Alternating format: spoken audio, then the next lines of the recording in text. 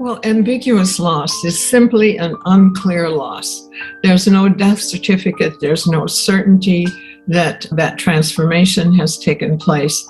People have no certainty about the situation. There are two kinds of ambiguous loss that remain unclear. The first is physical. The second is psychological. An example of physical ambiguous loss would be people who are physically gone, but you don't know if they're coming back or not, so you keep them psychologically present. Soldiers who are missing in action, people who have been kidnapped, refugees who are separated, families who are separated, and so on. But more common examples would be divorce and adoption, and people who break up. And so people are still around and alive, but you're no longer with them. The absence is physical.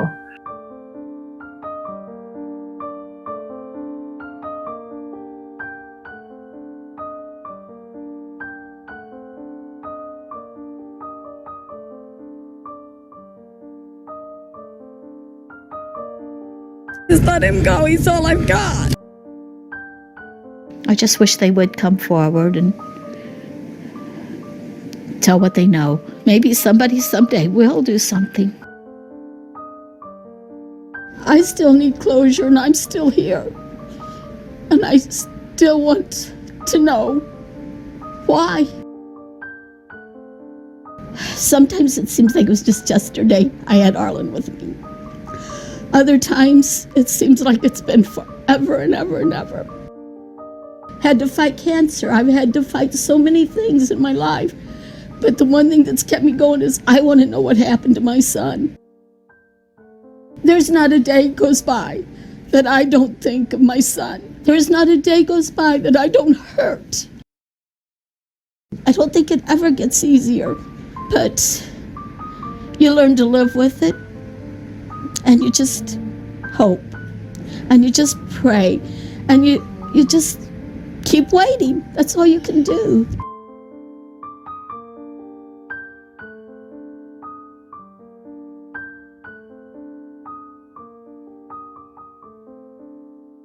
The second kind of ambiguous loss is psychological, and the examples are when the person is in front of you, perhaps living with you, they're there, but they're not there because their mind or memory is going.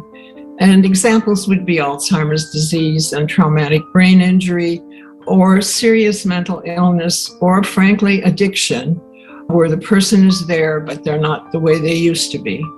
And again, more common examples would be those of us who disappear into our smartphones or our devices, even when we're with a child or with a partner over the dinner table. We're there, but not there.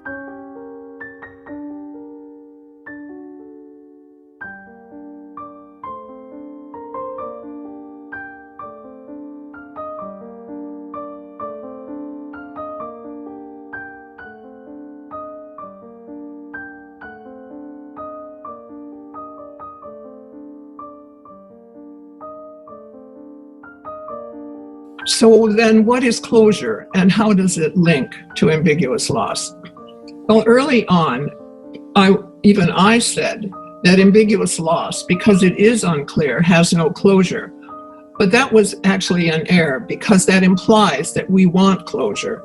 Closure is not desired by people who lose loved ones. What they want is certainty. They want to know where the body is. They want to know what happened and why it happened. And that's different than closure. Closure is a perfectly good idea in business for business contracts. During the pandemic, we saw stores that closed. That's closure. But it's a bad word to use with human relationships. And people who have lost someone actually feel hurt by people who use that word with them, thinking, are you over it yet? Have you found closure? That is an unkind thing to say. Instead, what we should do is think in paradox and think both and. By that I mean, for example, the more you seek closure after a loss, the more likely you will have complicated grief, the harder it will be to move forward with life.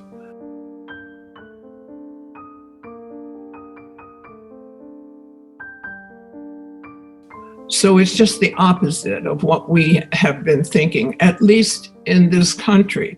I'm not sure that the entire world would agree that closure is an ideal thing to have after loss. I think it may be uniquely American.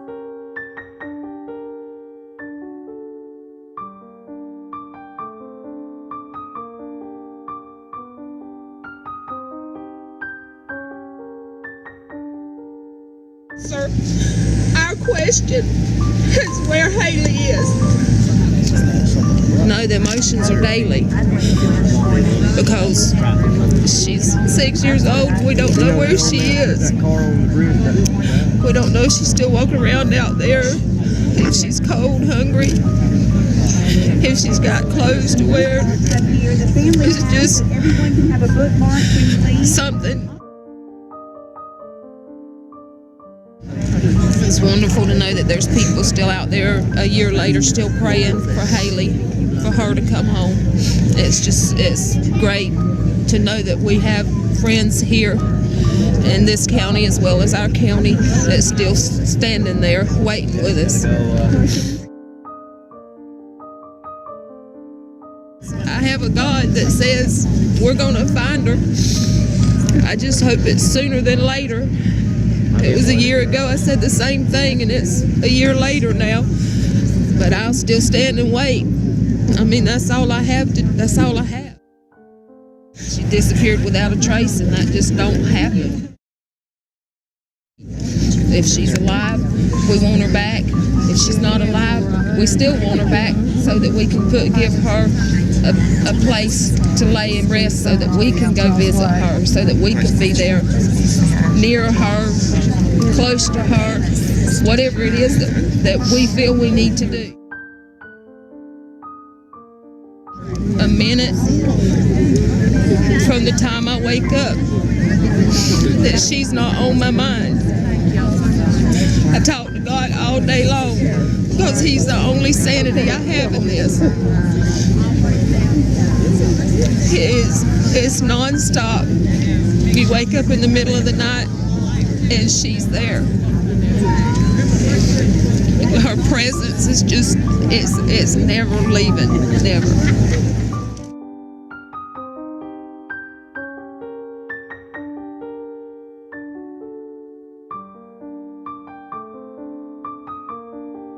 Literature in grief right now says you don't have to get over it. And the 5 stages are not useful, because stages imply when you reach the last stage, you're over it. So they give a false hope to people. What you do, though, is transform the presence, the attachment to that person. Perhaps, in fact, to honor their memory by working on a cause that took them away.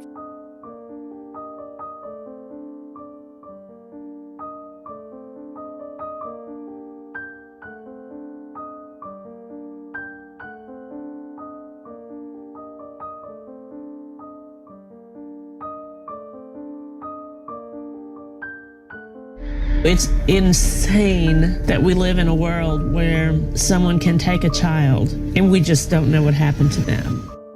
People don't understand how you can keep relentlessly fighting, but Morgan is worth fighting for. Even though more time has continued to go by, our belief is that if we fight hard enough, we will find the truth and we will bring her home. Our belief is that somewhere somebody knows the truth about Morgan, and that someday we will know that truth, that we will find that.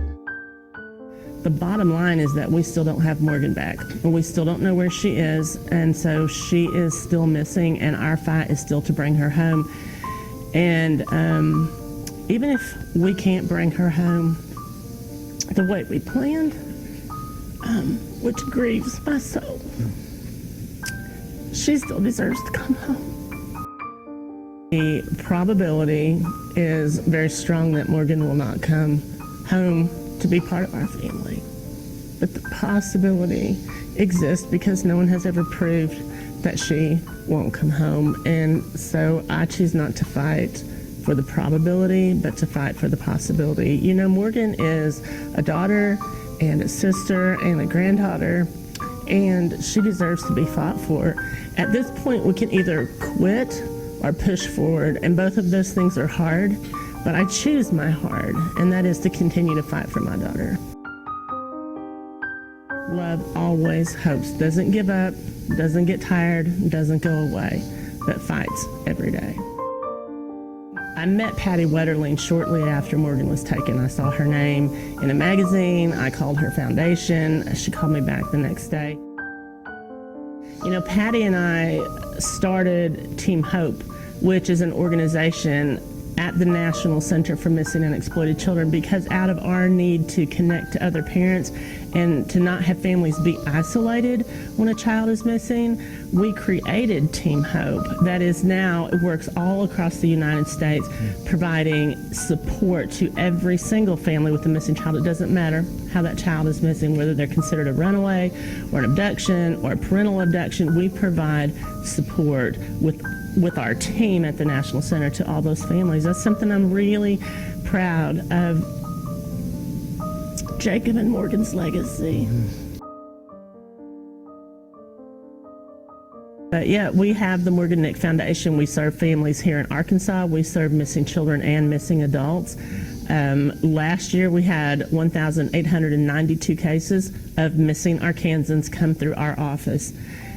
Somebody has to fight for all of them. Somebody has to stand with the family as they work with law enforcement to figure out what is happening, to facilitate counseling and resources when that person is returned. And, you know, we have an incredible staff who fights every day for missing persons. And you have real results. Oh, we have great results. We have a welcome home wall at our office so that when someone is found safe, we put their poster up and we ring a bell because we're saying welcome home, like we're really glad to have you back.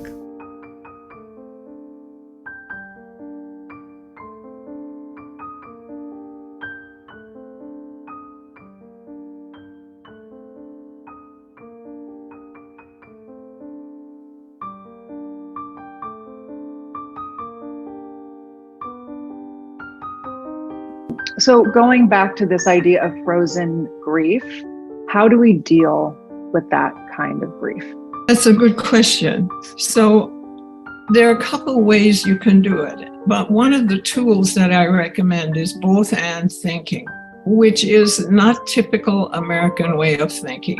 We like linear thinking and certainty. This is a more dialectical way of thinking, a more Eastern way of thinking. And that is, you say to yourself, he is both here and also gone, which is as close to the truth as you can get. And so you know you have partial things to grieve and also a partial things to say that he's still here. I can still touch him.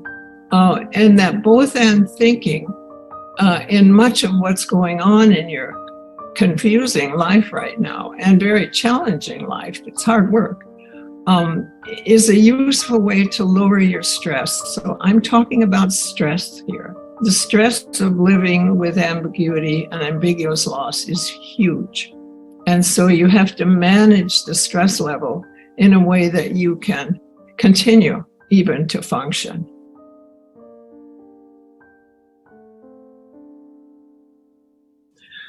There are 6 guidelines that I've tested in the field with disasters and with therapy and clinic and in research that help people live with loss rather than seeking closure. The first is finding meaning. You have to make sense out of the loss, and many losses are meaningless. That is, they don't make sense. That too is a meaning. Mastery is the second one, and here is where Western cultures, and especially the United States, are especially high on wanting mastery over unanswered questions. And when you have loss, like from a pandemic with a virus we couldn't figure out, or even from an ordinary death, you still may have unanswered questions. And the more mastery-oriented a society is, the harder they will have to live with unanswered questions. We can borrow some ideas from more Eastern cultures to ease our stress about that. Then there's identity. We need to change our identity after we've lost someone. We need to normalize our ambivalence after we've lost someone. It's not always our fault. The deaths during the pandemic, many other deaths that come along from disease, accidents, old age, are not our fault. And yet there's a tendency for human beings to blame themselves. And then there's attachment, and we need to shift our attachment after someone we love is gone. And with ambiguous loss, it's particularly difficult to shift that attachment. It's also difficult after a death, but at least you have clarity that you need to move forward in a new way. The same is true with ambiguous loss, but here again, we use both and thinking. I can move ahead with my life in a new way, and I can remember the person who is missing. Or as many people say, he's gone, but not for sure. And those kinds of paradoxical statements help lower the stress of people who suffer from ambiguous loss. It requires change to live with this kind of ambiguity. And therefore, the tolerance for ambiguity is what we're trying to increase. Resilience is the tolerance for ambiguity when you have these kinds of losses.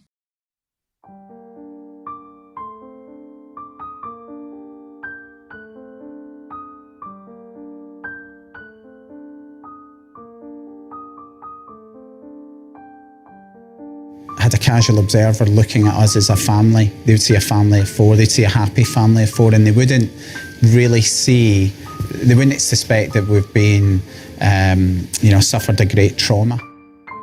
You cannot physically cry 24 hours a day. I mean, it's impossible. The day we did the appeal to the abductor, which was on the Monday, and I spoke to Alan, the counsellor, and I said, I feel really numb, and I felt really bad that I felt numb. And he said, Kate, you can't cry for 24 hours a day. You know, this is natural. There's pictures all around the house. Madeline's bedroom's still there. I mean, how should a mother or father grieve when their child is abducted? There were loads. I mean, I guess the worst thing is if they say that she's dead and there's no evidence. Until Madeline's back with us, there's always going to be a void, and that there's a limit. You know, whereas before you could have unbridled joy. Anything now there's always a tinge in it, and it's often the family things because Madeline is not there with us. We all need her back, and she needs to be with us. We just need to keep going. I mean, there are times where you just think, I cannot do this anymore. It's too much, and particularly, the attention that's come through the media. People will say, how can they laugh when their child has been abducted?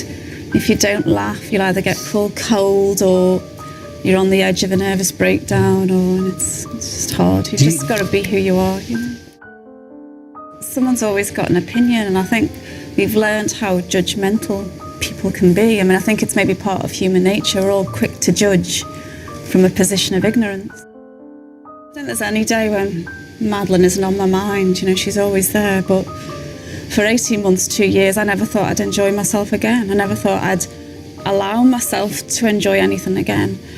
And with time, you adapt, and I realised that actually it is okay to do that, and it's important to do that. You need to get rest.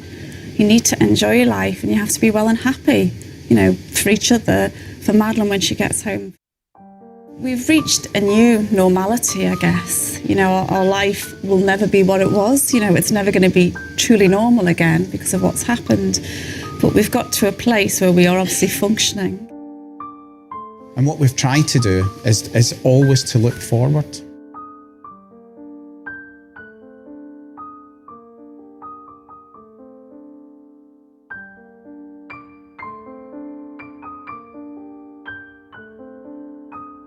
How does one learn to live with that kind of, it's such a deep trauma, and how do we even begin to help people cope with that kind of physical ambiguous loss?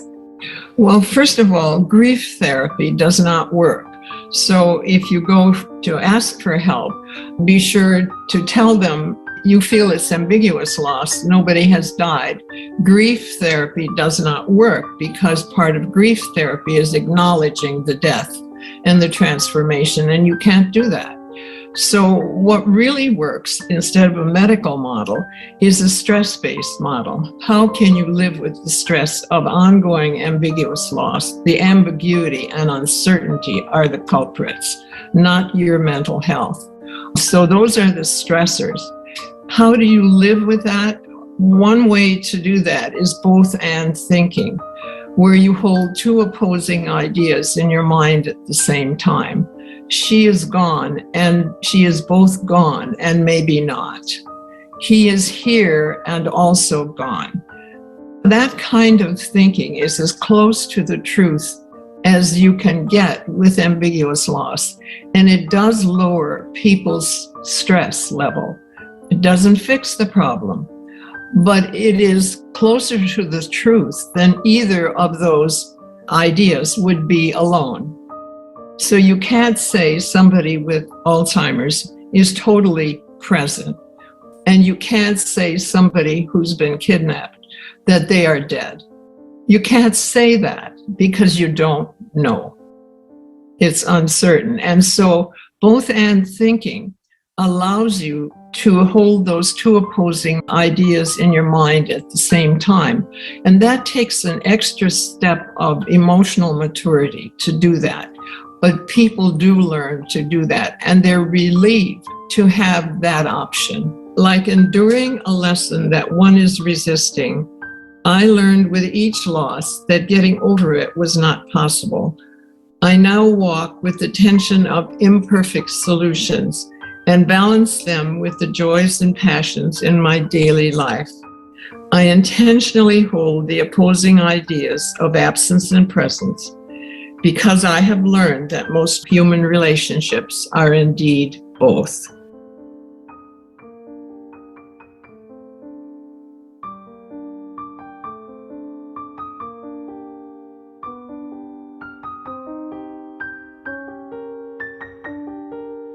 I absolutely believe Ariane is still alive. What would you tell her if you could tell her anything? That first and foremost, that I love her, and that I will never stop fighting. I will never stop searching. I will not give up. I want everyone to know Ariana's face, know who she is, and know that where she is not where she should be. Because for Nikki, Ariana needs to be home. Who knew Nikki, knew the kind of loving person she was. She's the most selfless person. She didn't deserve anything that happened to her. Do you believe that Ariana is still alive and out there? I absolutely believe Ariana is still alive. What would you tell her if you could tell her anything? That first and foremost, that I love her, and that I will never stop fighting. I will never stop searching. I will not give up. I want everyone to know Ariana's face, know who she is, and know that where she is not where she should be. Because for Nikki, Ariana needs to be home.